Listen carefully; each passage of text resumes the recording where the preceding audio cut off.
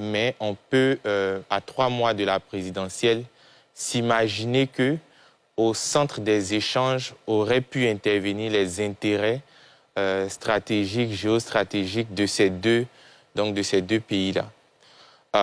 Parce qu'il ne faudrait pas qu'on oublie, il y a un vent de rejet qui souffle un peu dans la sous-région vis-à-vis de l'establishment occidental. Donc, il va sans dire qu'aujourd'hui, pour les profanes que nous sommes, la Côte d'Ivoire reste l'un des derniers précarés, même si ça peut peut-être ne pas plaire, des vestiges de la France-Afrique dans la sous-région. Donc aujourd'hui, est-ce que le président Macron peut accompagner un passage donc, de témoins à des gouvernants qui ne seraient pas, en tout cas, en train de faire le jeu de la France? Il y a cette question à se poser. Moi, de cette rencontre, je note aussi une certaine gêne à éclaircir. Laquelle? Une gêne à 2 niveaux. La première, c'est au niveau même du président Macron. Je pense qu'Arthur est là. Il était l'un des participants au nouveau sommet à Afrique-France. Je pense que c'est comme ça qu'on appelle. Il avait même posé la question. Le président Macron alors avait dit qu'il n'était pas tout à fait d'avis avec le 3e mandat. Il en avait fait part à son homologue ivoirien. Et cependant, il y a eu un cas de force majeure qui était arrivé, si bien que lui, il l'a compris, si je paraphrase. Cela dit, nous sommes en 2025. Si tu n'as pas été à l'aise avec le 3e mandat, est-ce que tu peux être à l'aise avec le 4e mandat? Donc, à un moment ou un autre, j'imagine que cette question-là a été débattue. L'autre question aussi que je me dis, l'autre gêne, pour ma part, qui je pense a été débattue, c'est la gêne du président lui-même. Avant 2020, il nous expliquait qu'il avait préparé un certain nombre de cadres. On a même parlé de la demi-douzaine. Je pense que, tout calcul bien fait, le président se rend compte de 2 choses l'une. Soit qu'il n'a pas suffisamment préparé des gens, parce que personne n'émerge, ou alors, soit il les a suffisamment préparés, mais ces derniers-là n'ont pas la carrure aujourd'hui pour lui succéder.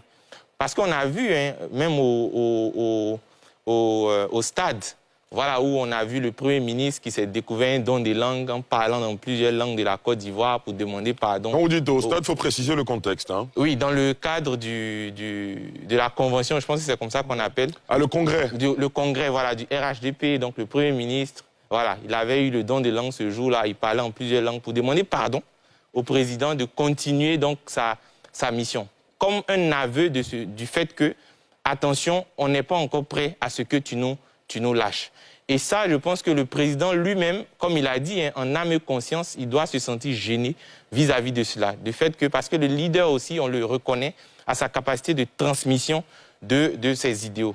Et puis l'autre élément sur lequel moi je voudrais revenir, qui est un peu attenant à cette rencontre-là, c'est que dans le même temps, on a le président de l'Assemblée nationale qui fait aussi une tournée au niveau européen, et même au niveau de la France. Donc, il participe au 14 juillet. Avant ça, il intervient au niveau de l'Assemblée, je pense, des parlementaires francophones.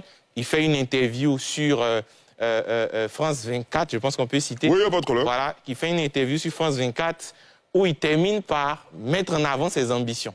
Comme pour dire que, bon, si les autres ne sont pas prêts, moi, le président Adama Bictogo, je me sens prêt à te succéder. Et il fait même une métaphore qui est importante. Parce que dans l'opinion publique, l'on se dit que le parti, ou du moins la formation politique que le RHDP craindrait, ce serait le PPACI. Mais il fait une métaphore importante en disant que je n'habite pas à Yopougon, qui est le précaré de Laurent Gbagbo, mais quand le président m'envoie en mission là-bas, j'y vais et je gagne. Comme pour dire à ses amis du RHDP, si ce n'est que le PPACI qui vous dérange, en tout cas moi, je les ai déjà battus à Yopougon, je peux les battre à l'échelle de la Côte d'Ivoire. Donc il se positionne. Je pense qu'après, bon, comme d'habitude, hein, comme on le voit même dans d'autres partis, après sa sortie sur France 24, il a été vilipendé un peu de toutes parts. Bon, après, il y a pas mal de semi-lettrés qui sont un peu sur les réseaux. Bon, il faut les comprendre. Donc aujourd'hui, je pense que c'est tout cela qui a été débattu au cours de cette rencontre. Mais encore une fois, comme je dis, nous n'y étions pas, comme mes prédécesseurs l'ont dit. L'on ne peut faire qu'une analyse par déduction. Et moi, voilà les commentaires que cela appelle de ma part. Et les